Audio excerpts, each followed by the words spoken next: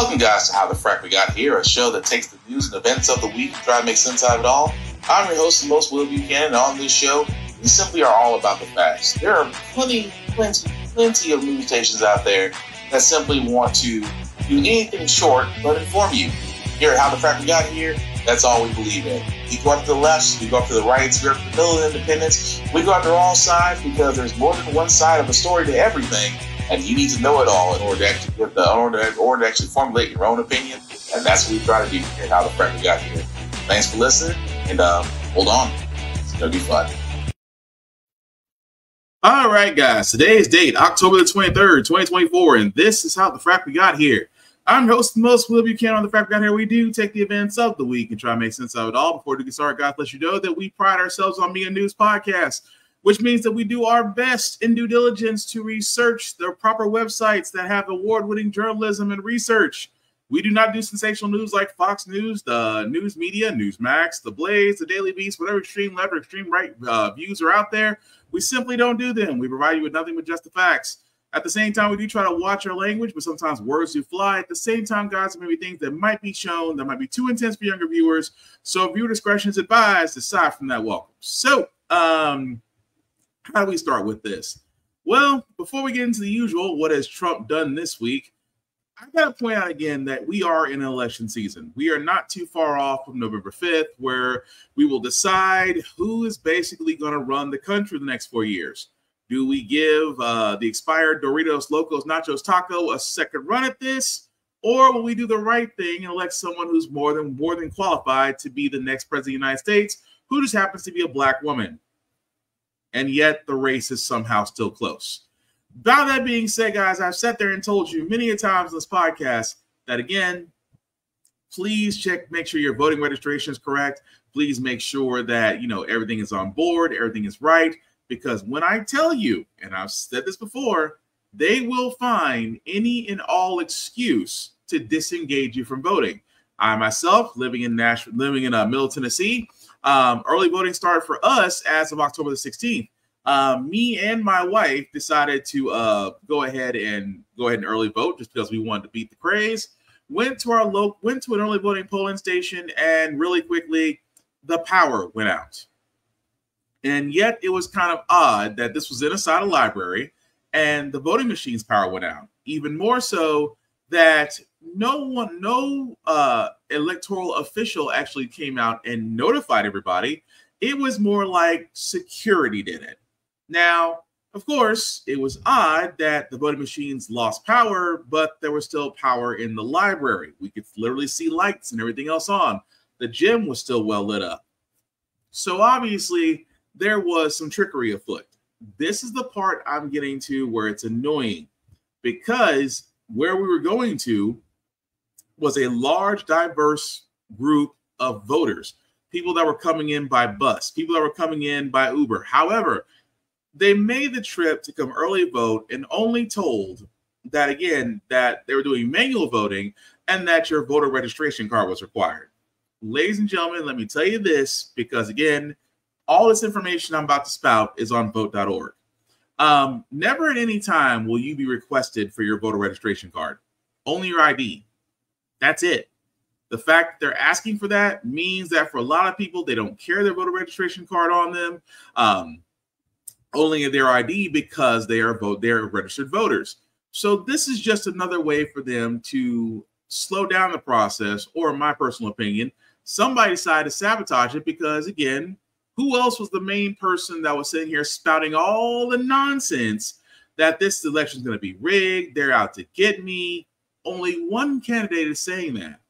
And yet, here I am in one of the reddest states in the South, and they're trying to pull, forgive me for lack of words, the bullshit. This is why I keep telling you guys, go to vote.org. Make sure everything's in order.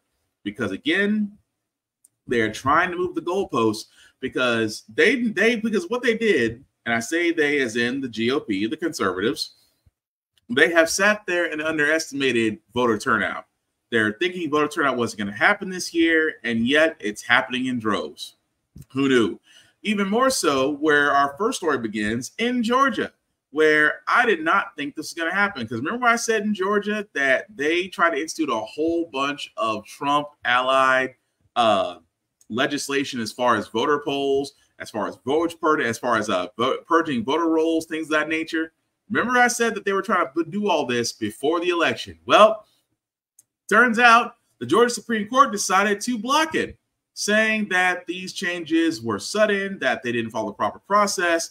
At the same time, they could not be implemented. Now, again, that's all great, just because these are the rules that I keep talking about, guys, where one of the rules from Georgia, where thankfully this isn't blocked, and things that you should know, especially live in Georgia, that one of the rules that they were trying to push through is that, and I say this heavily, if county election officials see something wrong with the votes, under their discretion, they could do an inquiry that could take months before declaring someone the winner.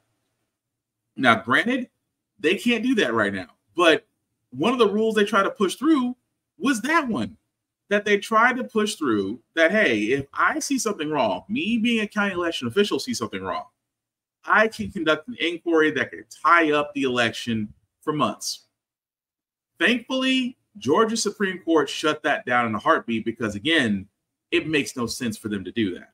But I keep telling you guys, these are the goalposts that they are trying to fix. At the same time, be aware and be active.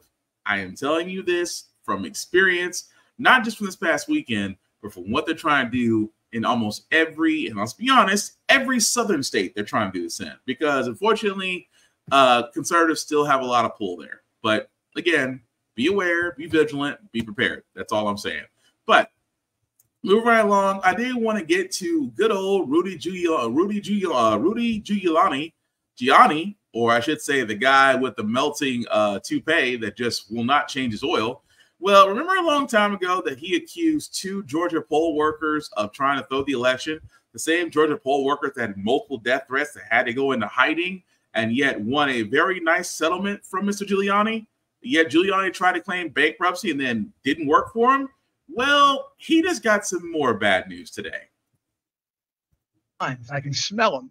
Tonight, a federal judge has ordered Rudy Giuliani, Donald Trump's former lawyer and the former mayor of New York City, to turn over several of his valuable possessions to the control of Ruby Freeman and Shay Moss, 2 Georgia election workers who Giuliani defamed. He's going to essentially be facing ruinous liability that he can't ever hope to meet. Giuliani owes Freeman and Moss about $150 million from the defamation judgment against him. The judge has ordered him to turn over his luxury Manhattan apartment, which he recently tried to sell for around $5 million, to a receivership that Freeman and Moss will control. They could then potentially sell it. The judge has also ordered Giuliani to turn over a collection of watches, a signed Joe DiMaggio jersey and other sports memorabilia, a 1980 Mercedes once owned by Hollywood star Lauren Bacall, and he's been ordered to forfeit his television, items of furniture, and jewelry. The judge has not yet decided if Giuliani will be able to keep his condominium in Palm Beach, Florida, or the 4 New York Yankees World Series rings he owns. Giuliani's son says his father gave those rings to him. In the days after the 2020 election, Giuliani falsely accused Freeman and Moss of corrupting the vote count in Georgia. Surreptitiously passing around USB ports as if they're vials of heroin or cocaine. Giuliani has conceded that he did make defamatory statements about Freeman and Moss, but when he was approached at this year's Republican National Convention by CNN's Caitlin Collins and asked if he regretted that. I have no regrets at all. I'm on the side of justice, right, and truth. Are you worried about them being able to seize your New York apartment, your Florida Can condo? I explain to you that I'm not afraid of anything? Because I'm on the side of justice and right. And when history writes about this era, I'm going to be a hero. But in 2022, during testimony before the House January 6th committee, Freeman and her daughter Moss spoke about the emotional stress they endured due to Giuliani's characterizations of them. Don't want anyone knowing my name. I don't go to the grocery store at all. I haven't been anywhere at all. I've lost my name and I've lost my reputation. I've lost my sense of security. Rudy Giuliani's spokesman has not immediately responded to requests for comment about the judge's latest order. A lawyer for Freeman and Moss sent CNN a statement saying they're proud that their clients will finally receive compensation in this case, and that this should send a message that there's a price to pay for those who intentionally spread disinformation. Yeah. And at the same time, Giuliani, well, I'm not afraid of anything. I'm on the side of truth and justice. Really, Mr. Giuliani, are you afraid of poverty? Because that's where you're headed. And I'm not mad about it. I'm not mad about that at all, because those poll workers had to endure months of just fear that him and others try to, point out that Georgia, they try to say Georgia tried to throw the election toward Biden, not Trump, which again, not true. Multiple times it's been said it's not true. At the same time, they did win a $150 million judgment, which Giuliani tried to skirt, tried to claim bankruptcy, failed, tried to give his World Series rings to his son, which again is just convenient that you give them to your son, that he has to give up his properties. I'm sorry, Giuliani does not deserve an ounce of comfort. He does not. If you sat there and you basically decided to ruin the names of two black women who have done nothing more than their job, at the same time you yourself are somehow untouched and yet out of jail, then every penny that you owe those women should be stripped from you with extreme prejudice. So I'm not going to feel bad for Rudy Giuliani, because again, he'll still sit there and say he's on the side of righteousness. History will not see you as a hero, sir. They will see you as an agreeable moron who tried to grift because you saw Donald Trump do it and was successful at it. And yet, the expired Doritos Locos Tacos time is coming as well. It's just that Giuliani, you just had to go first. Meanwhile, again, this is also that's also in Akron, Ohio. The story of Jayland Walker. For guys that I don't remember, Jayland Walker was killed by, well, let's be honest, he was murdered by police. This was a guy that was actually led police on a car chase, which eventually went to a foot chase, to which when he left from the vehicle, he ran from police. Police then fired at Mr. Walker, killing him. And again, no weapon was found on Mr. Walker at the time of when they shot at him. At the same time, they did an inquiry to where those officers that did shoot Mr. Walker were released. There were no charges being filed. Well, we knew the next thing was going to happen was that the family was going to sue. Initially, they were suing for $45 million, but they were suing the city of Akron and the local and the police there. They did settle for a $4.85 million settlement. And again, I keep bringing this freaking up for reasons beyond my comprehension.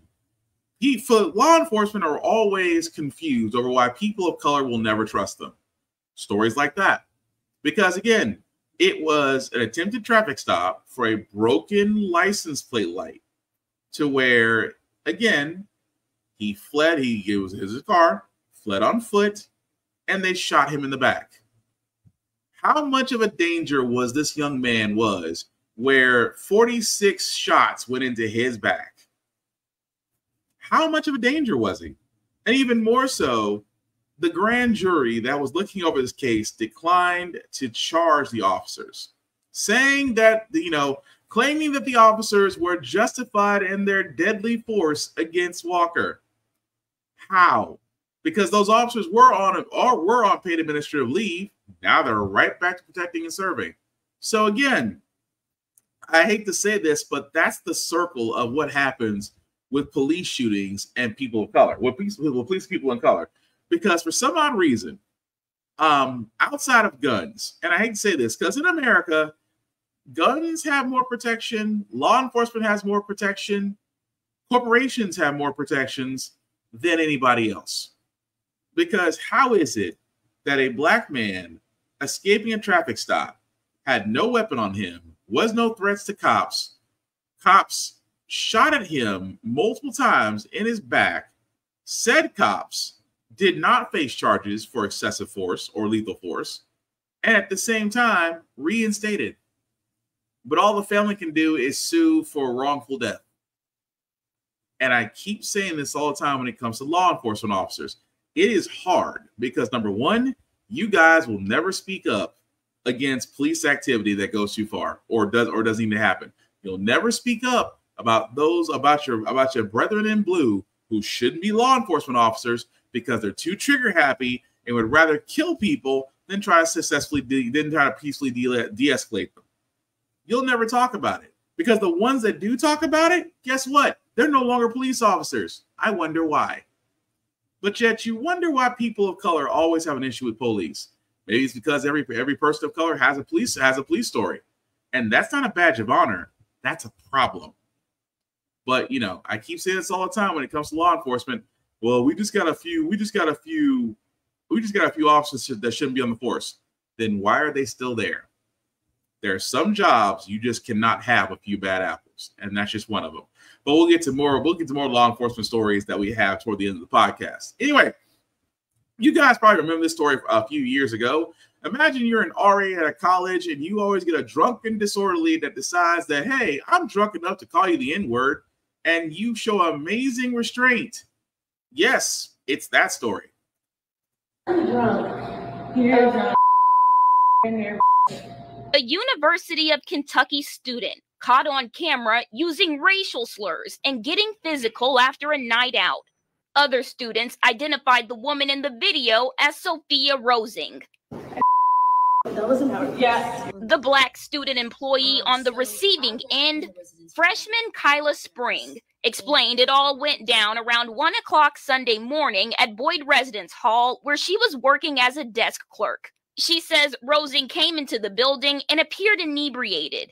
When she and some other students tried to help, she says Rosing launched into an attack, calling her the N-word and trying to hit her several times, as Spring is seen holding her off and begging her to stop. Could you stop, please? No. Could you stop? No. Spring keeping her cool throughout the ordeal as Rosing continues her verbal assault. Oh, Jesus. I did not get paid enough for this. Exactly. The video goes on to show Rosing throwing several more punches and appearing to try and hit Spring with a shopping cart.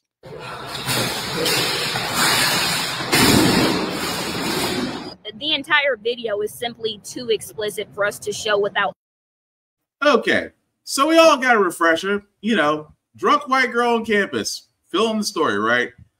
But the worker, again, as the name was already said, had to deal with a lot. And I mean a lot. Miss Spring showed incredible patience. Because I know if it was me and I get somebody drunk off their ass, decides that, you know, with all the liquid courage they got in their system, decides to sit there and call me the N-word, I'll be honest, they might be eating some floor. I'm patient, but I'm not a saint. I'm gonna be honest about that. They might eat some floor, and I might say they fell. That's just me. But the reason why I bring up that video, because again, this was not that long ago. Really wasn't. I think it was the crazy part about this whole thing is it really wasn't that long ago, back in 2022. Well, the woman again pled guilty. Now, I want you to understand right here. This woman, as you see right there, Miss Spring, was the woman that was accosted by the drunk white girl. Now, here's the crazy part about this all, right? She did face assault charges, which were pleaded down during remediation. So she literally, at first, it was 4 counts, 4-3 assault, 1 count of disorderly conduct, 1 count of alcohol intoxication. However, it's been knocked down in mediation because they said she apologized. Here's the great. People got to apologize and express feelings face to face, which, again, it just bugs me a little bit because what it got reduced down to, guys, for all those that don't know, she got a recommended sentence up to 12 months for assault charges. That's running concurrent, which means that technically she's not in jail unless she fucks up again. I apologize for using the word fuck up. She also gets 100 hours community service and a $25 fine. She's also banned from ever attending the University of Kentucky. Now, again, Miss Spring, it doesn't say exactly the compensation that she should have gotten because technically, because let's be honest, she should have. For someone that literally, you could have whooped her ass. And we all would have understood. I'm just going to be honest. Miss Spring was in every right to whoop that woman's ass. And everybody would have understood. But she did show incredible restraint.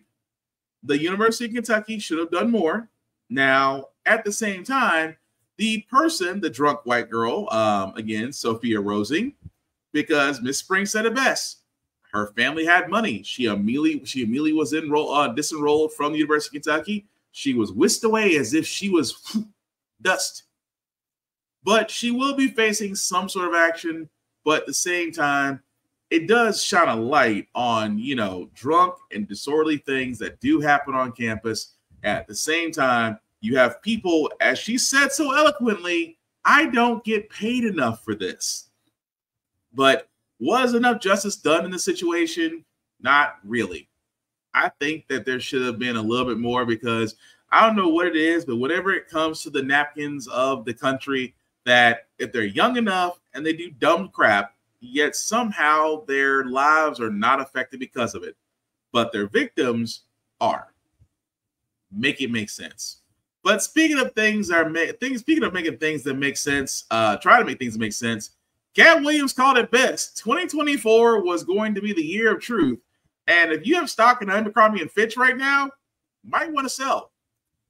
Allegations tonight against the former CEO of Abercrombie & Fitch, along with 2 other suspects, arrested tonight on federal charges of sex trafficking and prostitution. Prosecutors say they lured young men with the promise of modeling jobs. Here's our senior investigative correspondent, Aaron Katursky.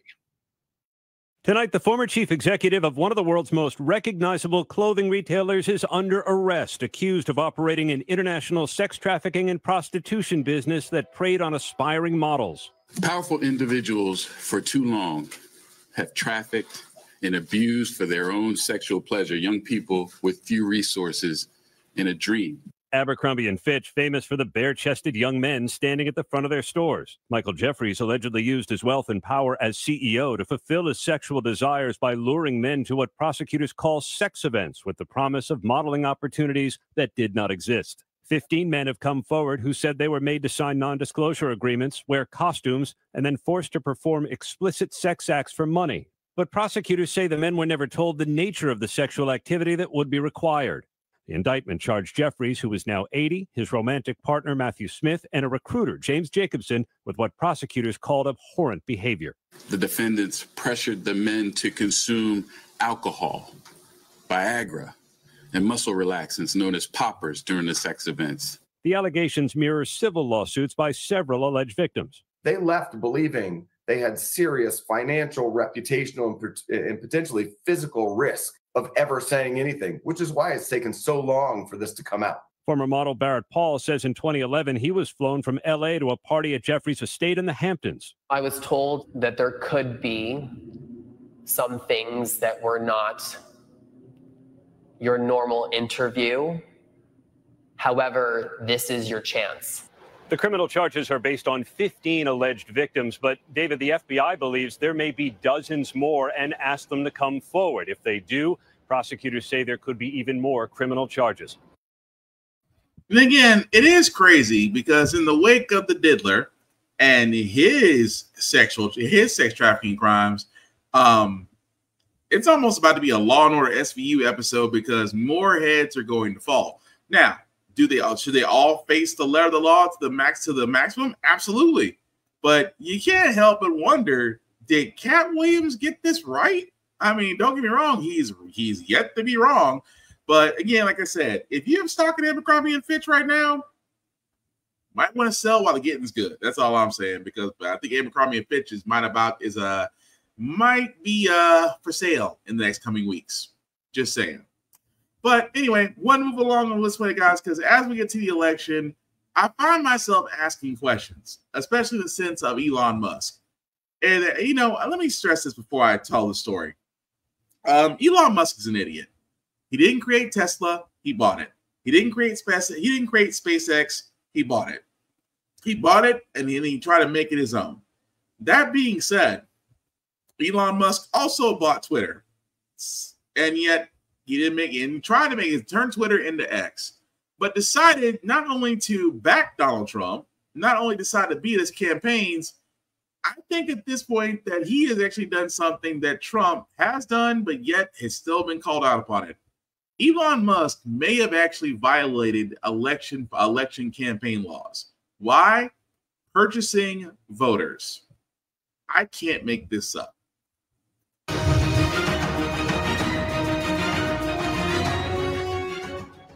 Welcome back. Videos are flooding social media now of billionaire Elon Musk's $1 million giveaway to voters in swing states. To qualify, you've got to sign a petition supporting the First and Second Amendments. But there's a catch. You can only sign the petition if you're a registered voter. Critics have questioned whether that move is legal or not, but Musk's PAC says they're confident it is. So chances are you heard about that, but probably not this. A different effort to appeal to swing state voters, this time by an organization that calls itself Progress 2028. They're running ads, these ads in particular, misleading ads right now as we speak on Facebook, appearing to look like they're from Kamala Harris or Democratic supporters, but they're touting policy positions that often the Harris campaign explicitly does not have, like claiming Harris wants to ban fracking. This show, us here, we reviewed Facebook ad data, and more than 300 of these ads were purchased to be placed in the feeds of voters in every single swing state. So to talk more about that and about that Elon Musk giveaway, we want to bring in Anna. So I'm going to stop it right there because basically this goes into commentary. The crazy part about this, guys, is that is very true.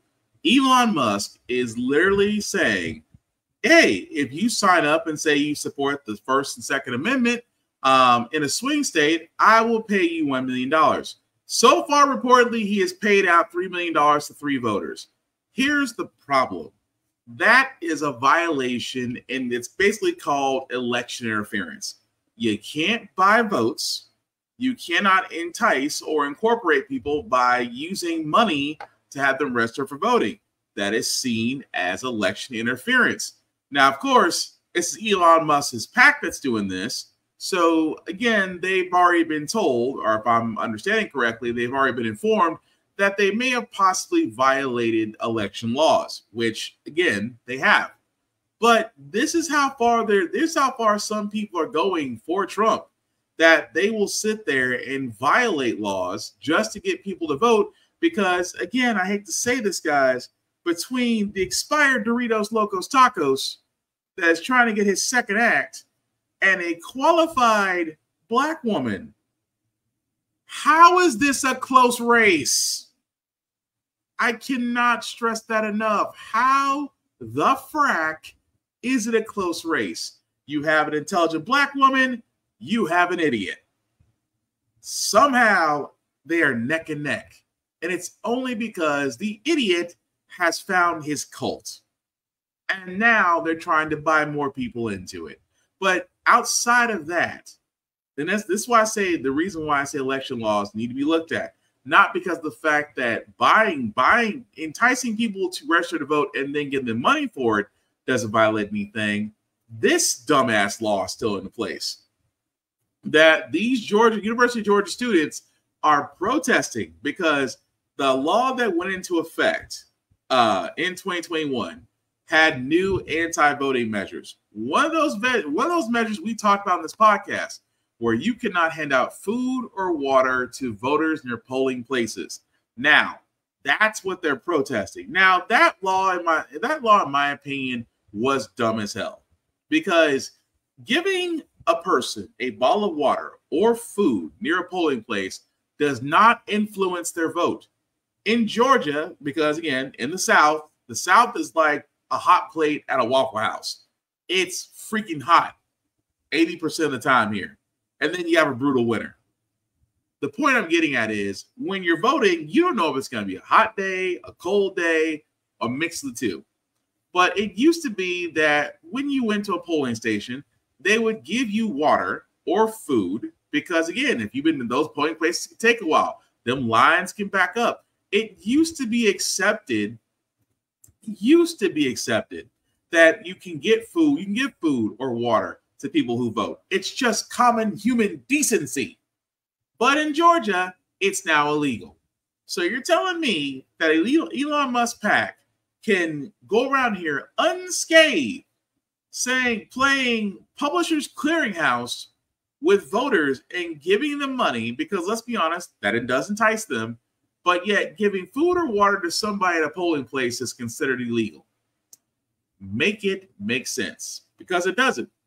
Hence the reason why I keep on saying intelligent black woman expired Doritos Locos Tacos. How the frack is it a close race? But here's the one thing I did actually bring a smile to my face. Remember the Central Park Five, the 5 teenagers that Trump took out a freaking 5-page ad in the New York Times for, that sat there and condemned those 5 black men because they were accused of raping, they were sexually assaulting a white woman in Central Park? Now the exonerated 5 have some words for Trump. We're suing your ass. Welcome back. The now exonerated members of the group known as the Central Park Five are suing Donald Trump for defamation after comments he made about them at a presidential debate last month. The complaint accuses the former president of making, quote, demonstrably false statements while on stage in Pennsylvania in September. Trump falsely claimed that the group of black and Latino men, who were just teenagers at the time, had pleaded guilty when they were tried in connection with the brutal assault and rape of a woman who was running in Central Park back in 1989. He also said that the victim had died, all things that are not true. They admitted, they said, they pled guilty. And I said, well, if they pled guilty, they badly hurt a person, killed a person ultimately. And if they pled guilty, then they pled, we're not guilty. Again, all that not true. A spokesperson for the Trump campaign is calling the lawsuit an attempt to distract the American people. We have NBC News legal analyst Danny Savallo here to help break this down for us. Danny, good morning. Always great to have you with us. So the Central Park Five, they spent years behind bars for a crime that ultimately they didn't commit. Remind us how that was, that they were ultimately cleared, and the suffering they say that they went through because of that and really are still going through. After they were convicted and serving time, completely lucky to them, a serial rapist who had raped women around that same time confessed, and DNA evidence confirmed that he was, as his story said, the only perpetrator of the crime. So in relatively short order, most of the defendants were released, their convictions overturned. So this is something that had that was not the result of additional investigation. If for whatever reason the real doer confessed, DNA evidence confirmed it. Otherwise, those kids would still be in prison today, probably, depending on their sentence. What has to be proven here? Because defamation can be tricky, right? I mean, is this as clear-cut as it looks? This is one of those cases where you don't need a whole lot of discovery. You could probably go to trial next month. You get a couple experts maybe, but what is there that you need a lot of discovery for? You've got a transcript, you've got the video, you've seen the entire case in the last minute, and it's that statement. And the question is, first, was that a false statement? And second, did it cause the plaintiffs harm? And when you accuse people of a crime, generally speaking, the harm is presumed. So the real inquiry is, was that a false statement? And was it a false statement that was made deliberately? And he's obviously intentionally making that statement. So it looks like Trump has a problem. I'll just add that the attorneys, I happen to know the attorneys representing the plaintiffs here. This is not a fly-by-night law firm just throwing something against the wall and hoping something will stick. These guys are titans of the personal injury world. So for them to take on this case means they think it has value, and they win. And I'm biased because I've worked with them a little in the past, but I can tell you they're no joke. They win cases. Are they seeking damages? Of course, they're going to seek. And we're in a really interesting era because I handle personal injury type cases where in the past, defamation cases were not seen as particularly appetizing cases. But in a Trump era, in an era with a lot of very famous people saying dumb things, we have a strange situation where you might have a plaintiff who has a shattered femur, real medical injuries, and they might only be entitled to about a few $1 million in damages. But defamation cases are getting these $100 million verdicts with hardly a medical record to be seen other than maybe some emotional damage. So defamation cases, the right kind, and this may be the right kind, can be huge, not very expensive to prosecute, and not take that long to resolve. This is in federal court in the Eastern District of Pennsylvania, a place where I've been several times. It'll move pretty quickly and it'll go to trial. But the reality is it will not go to trial. They'll get a trial date pretty soon. This case will, in all likelihood, settle. So again, I love how the fact that, again, I know he's a lawyer. He knows how the process goes. But I love the fact that he sat there and said, there's not a lot of discovery that's got to be done here. Because in my mind, I'm just like, so does anybody not have a copy of the New York Times from 30 years ago? 30, 40 years ago? When Trump decided to take out that 5-page ad talking about, they should be executed. Nobody has a copy of that. I'm pretty sure it's easy to find, but it amazes me so. It amazes me so that, yes, they should go after him. Those five men's lives are forever changed by that accusation. Those 5 men have every right in the world to go after Trump. They have every right in the world to sue him for whatever money he's got at this point, because it's all RNC at this moment. But yes, sue him, because honestly, and forgive me for saying this, payback's a bitch. He basically slandered them in the newspaper. Turnabout is fair play. They were emotionally scarred from it. It'll be easy to prove that. And I do agree with the lawyer. Would I love to see Trump in a courtroom explaining why he took out a 5-page ad against the exonerated 5? Would love nothing more to see Trump in a courtroom again. But does that mean that it will go there? Probably not. As the lawyer said, they'll probably sell out of court. Though, amount will probably be undisclosed. But let's just think about that for a second. There is a chance that this felon, who's already facing multiple court cases, and this one is a slam dunk, would love to have this televised all over again. Because again, there's still a scary thought that he could somehow still be president. But at the same time, I would like to see some justice done because of him and because of others and, the prosecutor and the officers that, beat these boys till they confessed. There has to be some justice for the exonerated 5. Why not the expired Doritos Locos Tacos paying them out? That would be cool to see. But speaking of that expired Doritos Locos Tacos, well, he decided that, since Kamala Harris said that, one of her first jobs working at McDonald's, in the worst display of a public event, Trump decides he wants to work at McDonald's. And yet, just watch. This is fun. I could do this all day. I wouldn't mind this job. My first day at McDonald's, I'm looking for a job. And I've always wanted to work at McDonald's, but I never did. I'm running against somebody that said she did, but it turned out to be a totally phony story. So if you don't mind, I want to work the French fry counter. Absolutely. Okay, how much are you paying me? How much are you paying? Lower slowly into the wood, hold it burn. It's going to hit our fry pan. Very good. Grab one while it's really hot. See if you can touch that sucker. I don't think so. Okay. Never even touch it, huh? Wow, that's pretty good. All right. Appreciate all that. Thank you. And there'll be no charge. Trump is paying for it. Is that okay? Oh, you're doing some extra stuff.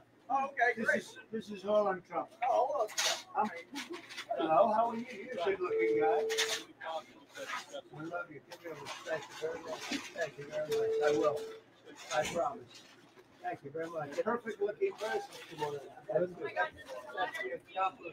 Thank you. Thank you. Hi, Mom.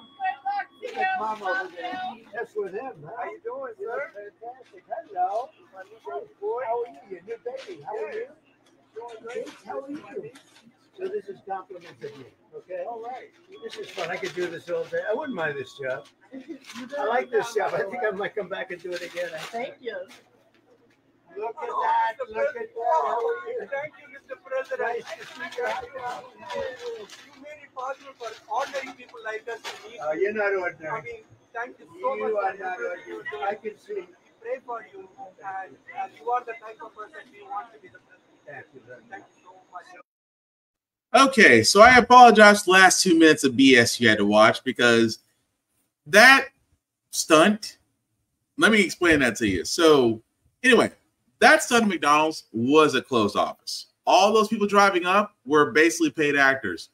Trump literally sat there, and this just goes to show you how disassociated he is from reality. Number one, he walked in McDonald's and said, I would like to have a job. Anybody who's ever walked to McDonald's knows that the first thing they're going to sit there and tell you if you want to work at McDonald's is go online and fill out the application.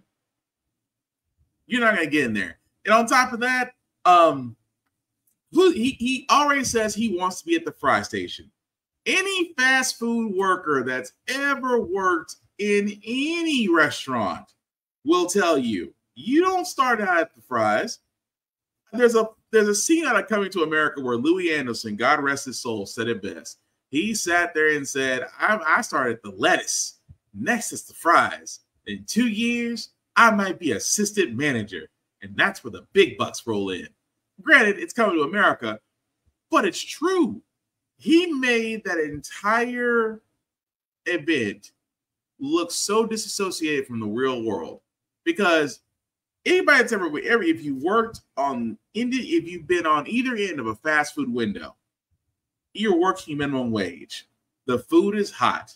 9 times out of 10, you might be burned. You might be tired. You might be burned out. You might be working your second or even your third shift.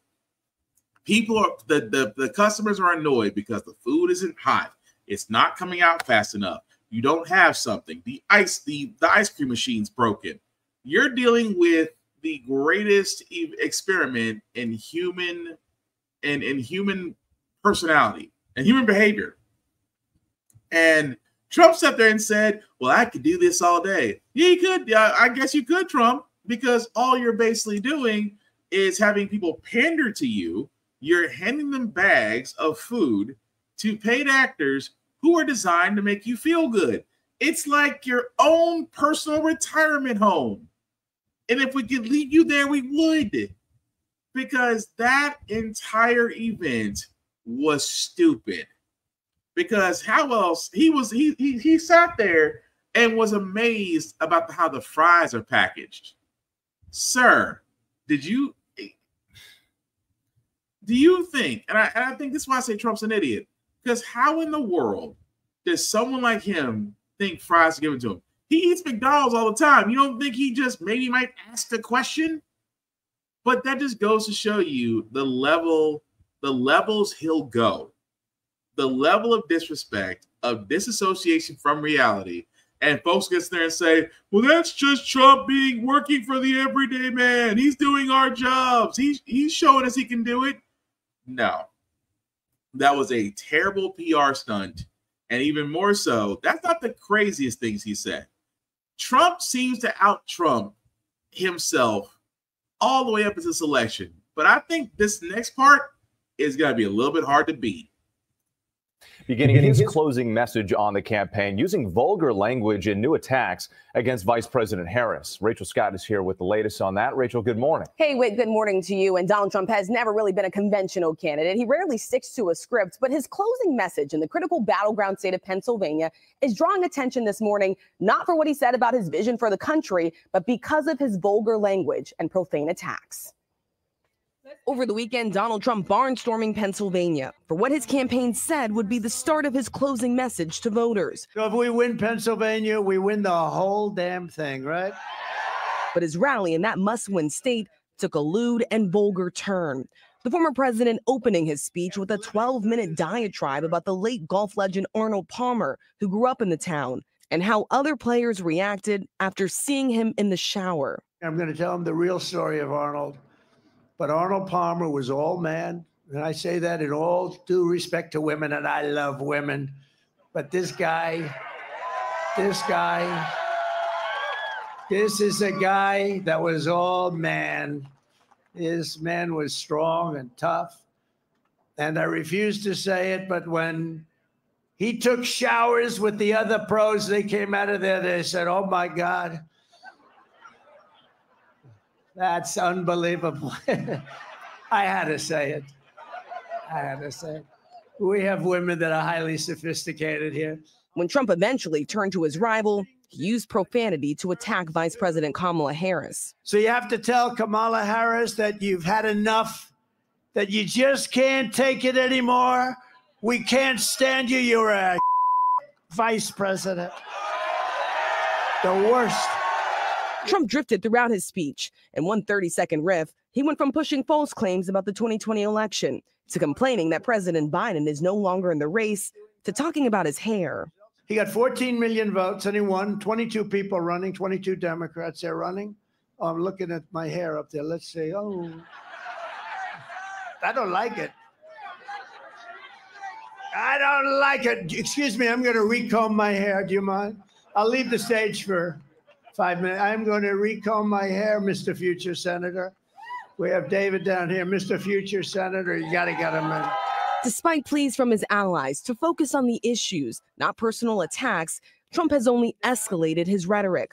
For the third time in just 1 week, repeating claims that his political opponents are the enemy from within. At one point, even suggesting they could be, quote, easily handled by the military. The outside people, the so-called enemies, if they're enemies, and they might not be enemies, if you have a smart president, they can be handled. During an interview with Fox News, Trump was repeatedly presented with facts to challenge him on his false claims about January 6th. There was nobody killed here. Nobody had guns here either. There were people with guns. Well, really? I'd like to know. You mean in the rally, or they had some guns at their home? No, someplace? at the rally. Oh, really? Well, I have not heard that at all. No, I don't think so. Over a dozen members of the mob have faced gun charges as part of the attack. And at a campaign photo op at McDonald's, the former president fixated over whether Harris ever worked there, once again hedging on whether he would accept the results of the November election. It's a fair election, always. I would always accept it if it's got to be a fair election. Billionaire Elon Musk, who is backing Donald Trump, has been doing a series of campaign events for him in Pennsylvania. So that just goes back into the check thing I told you guys about. But let's think about this for a second here. And I know I shouldn't say this. Any man that talks about another man and is in awe of said man when said man takes shower, not to diss the LGBTQ plus community out there. You guys know we're always your allies. But Trump saying that, highly effing suspect and also disgusting, because this is a man who looked at Biden and sat there and said he's unfit to be president. Well, Biden said, cool, I'm not going to run again. And now you're the old guy who's unfit to be president, unhinged at every rally you go to. So obsessed with your opponent working for McDonald's that you decide to pull a PR stunt and go to McDonald's. At the same time, calling her a shitty vice president, not understanding that you were a shittier president. You were a shitty businessman. The only businessman that I know that could literally take a casino and bankrupt it. Literally, the blueprint for making money in the United States, and you bankrupted it. But yet had the nerve to talk about an established, very well-spoken, highly educated Black woman, and yet we're supposed to believe you when you are more obsessed with her than most Dexter fans. I'm sorry. This is, like I said before, and then talking about another man's area in a shower and saying other men were in awe. Again, how is this a close race? How? That's all I'm saying. But we do got a couple of law enforcement stories before we go ahead and move on to our feel good segment. Again, this is basically about a school resource officer that decided to punch a student, and again, the video speaks for itself. This new video shows the tense moments leading up to a cop punching a kid. Just before school is about to start at the Firestone Community Learning Center, you can see this teen trying to get around the school's metal detectors. Watch as this officer stops him and forces him to turn back around. Police say they tried to get the teen to go through multiple times and say the detector went off at least once. They say this caused them to believe the teen might have a weapon. You can then see the teen try and force his way through the cops into the school. And after a brief struggle, the cops and the teen start walking until this school resource officer punches the kid in the head. I found the video upsetting. I expect many others will as well. The student was charged with trespassing, resisting arrest, and obstructing, but those charges were then later dropped without prejudice, meaning after an internal investigation, they could all be refiled. The other officer, the officer who did not strike the student, he is on his regular patrol shift. At Monday's Akron Public School Board meeting, board members questioned the district policies about resource officer training. Superintendent Michael Robinson said they are conducting a policy review and working with city and police officials to figure out how this happened. There must be accountability when incidents like this occur between an SRO and a student. The safety and well-being of our scholars and staff remains my highest priority. The teen is now being represented by an Akron law firm. Attorneys provided this statement reading in part, "No child deserves to be punched in the face by an adult, and an arrest must follow proper procedures, not driven by an officer's rage." Okay, so yeah, that's all well and good, but the officer still has to explain, but someone has to explain, including the SRO, why did you punch the kid in the head? Because for all intents and purposes, and I say this wholeheartedly, all intents and purposes, there are two of you and one of him. And yes, we're not sure of whether or not he may have had a weapon on him, but there are two of you and one of him. I'm not saying that the young man may have been strong enough to think that he could push past two supposedly trained officers that have non-lethal ways of actually subduing him. But punching him in the head seems like a very angry and yet personal response. And why? I have to say this again. The officer, unprovoked, did assault the student. Why is he not arrested? That's assault. He should know he's a cop. At the same time, when the school board brings this up, because we will follow up on this, they have to ask that question. Why was the officer not arrested for the assault on the teen? Well, he could have had anything on him and he was trying to get into school. We're trying to prevent another school massacre. Understand. But again, there were two officers and one of him. You're telling me two officers couldn't get one student down without hurting the student or themselves? Make it make sense. But we'll follow that story. But another follow-up we have is this story that literally is just a week ago, about officers who decided to roll up on an individual and, well, just said F his Miranda rights and just beat his ass. Hey, buddy, stop where you're at. Just seconds after making contact. Let's see. Phoenix police officers scuffling with, then forcing Tyron McAlpin to the ground. McAlpin, who is deaf and has cerebral palsy, appearing confused. Get your hands behind your back. As officers shout commands. In this body cam footage from August 19th, provided by his attorney. Officers repeatedly punching McAlpin's head, then tasering him 4 separate times. The officers, Benjamin Harris and Kyle Sue, were responding to a call of an altercation at the Circle K convenience store, according to police reports provided by McAlpin's attorney. The caller reportedly indicated the aggressor was a white male who refused to leave the store.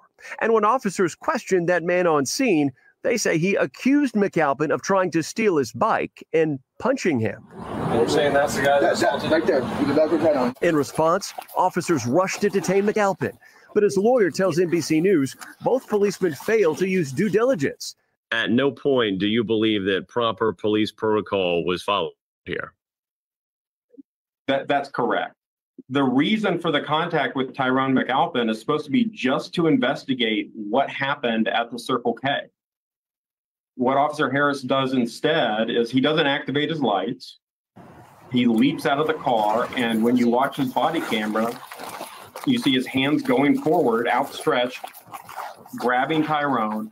All he had to do was step out of the vehicle and give Tyrone a chance to respond to him.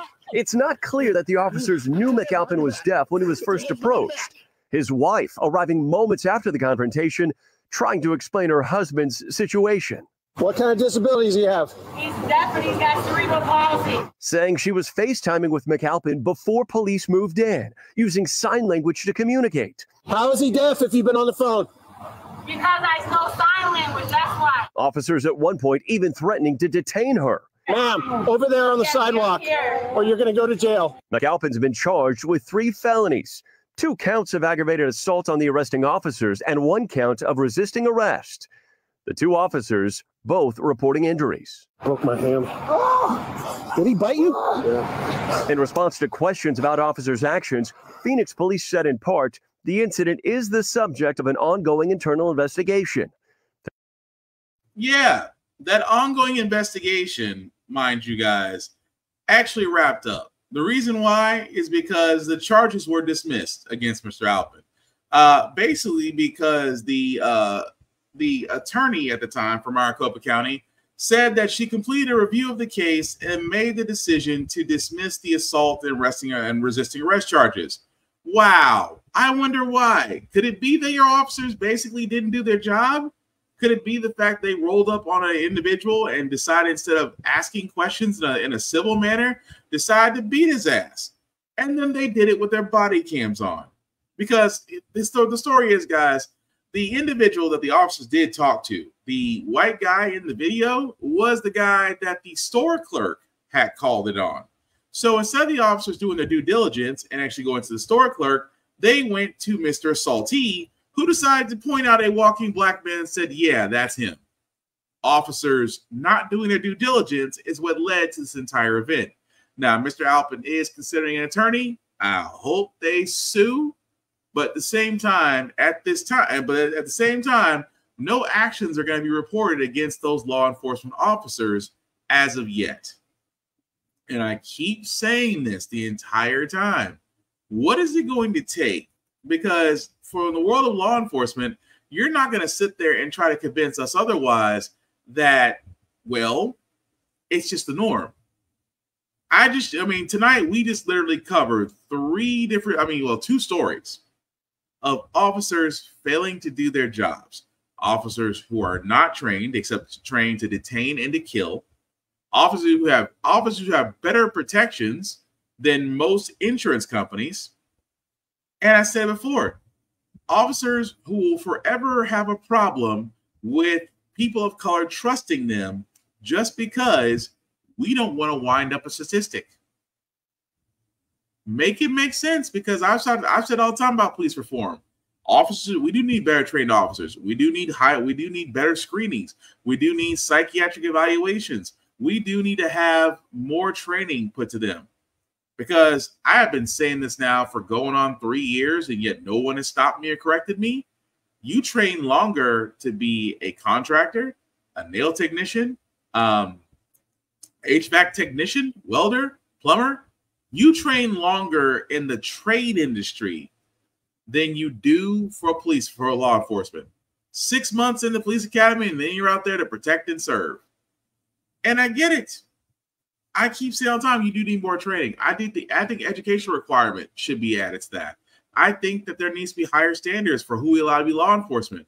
Like I said, if other countries can figure this out and their crime rates are low, why not us? Oh, but we don't want to admit that we do have a Leo problem, and that Leo problem needs reform. Simple and plain. But we're going to go move on to our feel-good segment, guys, because usually on How the Frack We Got Here, we usually talk about things that are sometimes doom and gloom, sometimes make you faith in humanity. But hey, it's hump day. Technically, it's early morning Thursday, but we will leave you guys out some good vibrations. And hopefully this story will do that, because, again, thankfully, one bus driver saw a wandering child that could have wound up being a missing child. But thankfully, his actions led her back to her family. And a few years later, they're having a little bit of a reunion. Thank you, Louis, for being my hero and saving my life.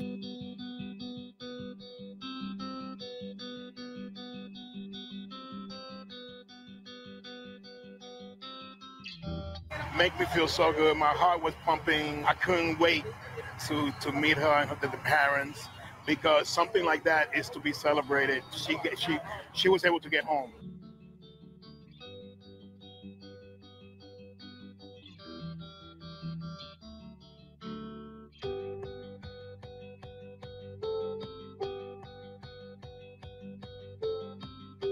We were totally like scared. We didn't know what to think. You know, we was terrified because that's our little girl. It's beautiful to meet Louis, and it's beautiful. He's a beautiful person, and thank God, thank him. You know, she's here with us today.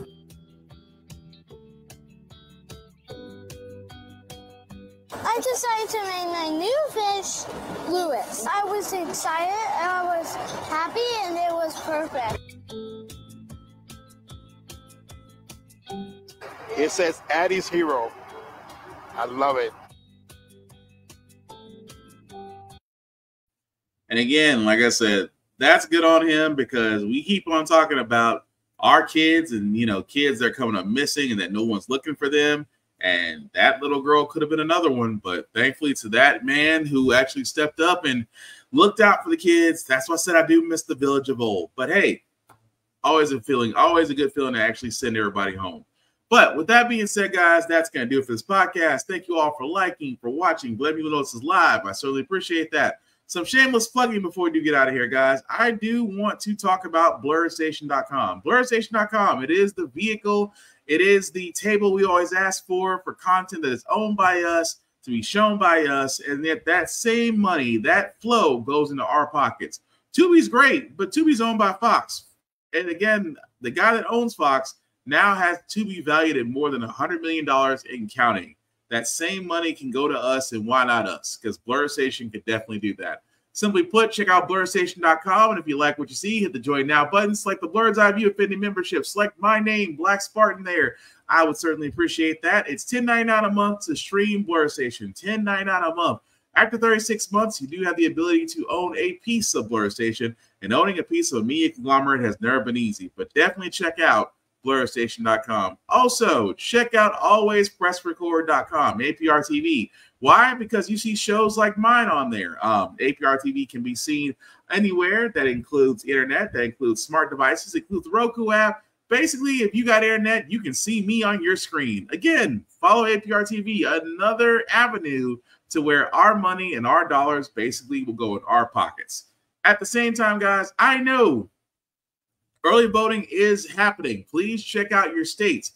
How you can find that out? Vote.org. Yes, vote.org can still help you guys. I know November 5th is not too far away. However, depending on your state, please check the site, because the site can help you with early voting, can tell you where you need to go, at the same time what you need to bring. You can still check your registration. You can still get every option available to you. Do not let this opportunity pass you by this November 5th, because we all have a civic duty. And trust me, and I don't mean to be biased, but I want to be biased. We do not want to give a felon who looks like expired Doritos, Locos, Tacos another shot at the presidency. Please go to vote.org. Be prepared. Check out early voting if you can. And just be prepared for November 5th if you can. Because, again, if voting wasn't so important, they would not be trying everything, including the kitchen sink, to disengage you from voting. As for myself, guys, you can find me, Black_Spartan615 on the socials. I'm easy to talk to. At the same time, guys, I talk more than just current events. The only rule that I have is don't be weird. I don't want to block you. I don't want to start that whole thing. Just don't be weird. At the same time, guys, these podcasts can be seen wherever you get your podcasts from, whether that's Spotify, whether it's Google Play, whether it's Apple, Apple Podcasts. Pretty much, guys, download it, share it. A like, a share, a follow costs nothing and means everything, but means the world to us, because we simply cannot do this without you. The link at the bottom, I'll just make that a little bit bigger for you guys to see. is a link. If you go copy and paste that link into your browser, take you to my link tree. That's the YouTube and Facebook podcast. The YouTube, Facebook groups for all the podcasts. Like, share, subscribe, run the numbers up, as Meg the Stallion would say. I know I don't have that same look, or I'm not as, I don't have, let's be honest, I don't have what she has, but I do my best. But like, share, and follow, guys. I cannot stress this enough. That again, we here at How the Frack We Got Here do take pride in giving you the news at the same time being an independent media, because we're going to give you the truth, and truth can be accepted whether you like it or not. But again, we enjoy it, and we hope you do too, and hope it encourages you to basically seek out the truth yourself and do it the right way. Please, not the research types from those from Trump News. That would help us out tremendously. But again, guys, November 5th, not too far off. We all need to be doing our civic duty at the same time. It's almost a magical time. It's honestly like it's 2000. It's almost like Obama when he wanted to run. We could do the same thing again, because yes, Kamala. I hate when I hear it. It's like it's like, good God, how many ways can you destroy a woman's name? It's like just, he said, well, Kamala. I was like, oh God. How about you say the name that she's gonna have? Madam President. Simple. But last thing I'll say about How the Frack We Got Here, guys, it's very much about being informed. We do a lot better in society where we're informed, because we're progressive, we move forward. We try to correct our mistakes of the past by making decisions that we should have done then that we're doing now. Like electing our first Black woman to the Supreme Court, electing our first Black woman to the Federal Board of Governors, and hopefully very soon, I hope, electing our first Black Madam President. I hope, because I don't know if our country can survive the second coming of expired Rios Locos Tacos. When we don't learn from history, we are doomed to repeat it. That's what we keep asking ourselves. Why does everything go up on our paycheck? Why are we letting different politicians still the same old game in Congress? And most importantly, how the Frack We Got Here. Thank you all for watching, guys. Please take care of yourselves and each other, and we'll all get through this. Peace.